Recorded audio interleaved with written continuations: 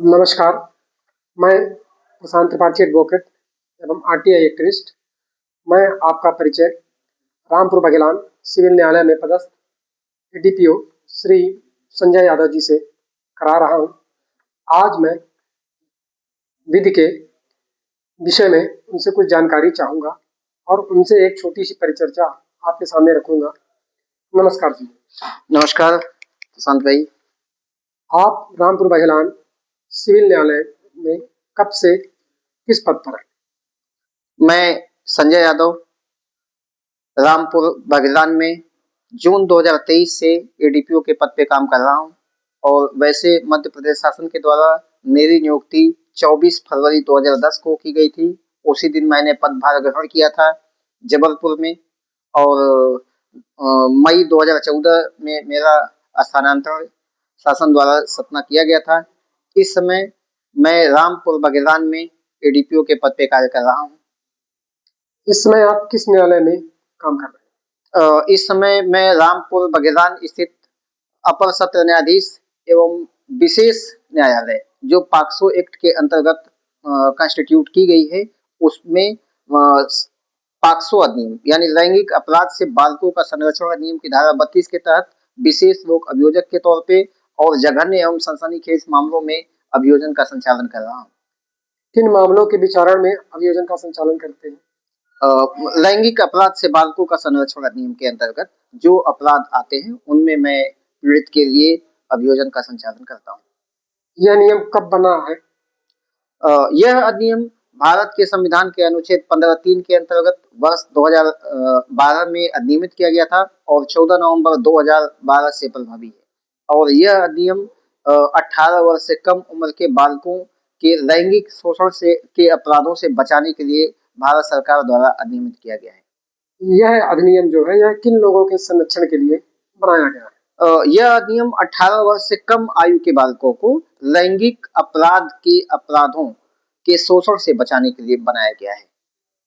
यह पॉक्सो अधिनियम जो है यह संविधान के किस अनुच्छेद के अंतर्गत अधिनियम बना है? पॉक्सो अधिनियम अर्थात लैंगिक अपराध से बालकों का संरक्षण अधिनियम 2012 भारत के संविधान के अनुच्छेद 15(3) के अंतर्गत अधिनियमित किया गया है, जिसमें यह प्रावधान है कि राज्य कोई भी ऐसी विधि बना सकता है जो स्त्रियों और बच्चों के लिए हितकारी हो। एक मेरा यह प्रश्न है कि जब इतने सारे नियम कानून थे उसके बावजूद भी ये अलग से पॉक्सो एक्ट बनाने की सरकार को क्या आवश्यकता पड़ी? बहुत ही अच्छी बात आपने पूछी है और इस प्रश्न के लिए मैं आपकी तारीफ करता हूँ। बहुत अच्छा सवाल है। मानवता के संपूर्ण और सर्वांगीण विकास के लिए यह बहुत आवश्यक है कि बालकों का समुचित और सर्वांगीण विकास हो और बालकों का समुचित और सर्वांगीण विकास तभी संभव है जब उनको लैंगिक शोषण के अपराध से बचाया जाए, यानी उनको 18 वर्ष की आयु तक पर्याप्त शिक्षा मिले, पर्याप्त शारीरिक विकास हो और वो तभी संभव है जब बच्चों को लैंगिक शोषण के अपराध से बचाया जाए। और इसी में मानवता की भी भलाई है। मानवता का भी सर्वांगीण तथा संपूर्ण विकास तभी संभव है जब बच्चों को लैंगिक शोषण के अपराधों से बचाया जाए। पॉक्सो अधिनियम लागू हुआ है, इसमें जो विचारण की प्रक्रिया चलती है उसके बारे में थोड़ा सा प्रकाश डालिए। पॉक्सो अधिनियम के लिए धारा 28 में लैंगिक अपराध से बालकों का संरक्षण अधिनियम 2012 जिसको हम संक्षेप में पॉक्सो अधिनियम कहते हैं, उस अधिनियम की धारा 28 के तहत सत्र न्यायालय स्तर के न्यायालय को माननीय उच्च न्यायालय के मुख्य न्यायाधीश के परामर्श से राज्य सरकार एक विशेष न्यायालय स्थापित करती है।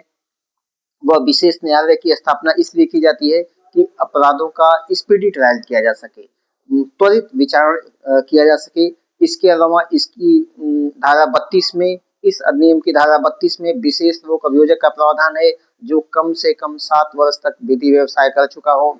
इसके अलावा कैमरा ट्रायल का प्रावधान है, यानी कि बच्चों का जो साक्ष्य लिया जाएगा वो बंद कमरे में लिया जाएगा। ये कुछ विशेष प्रावधान इसके अंतर्गत किए गए हैं। पॉक्सो अधिनियम में पीड़ित को और अन्य क्या-क्या सहायताएं सरकार द्वारा प्रदान की जाती है? विशेष लोक अभियोजक उपलब्ध कराया जाता है, विशेष विधि व्यवसायी की व्यवस्था की जाती है।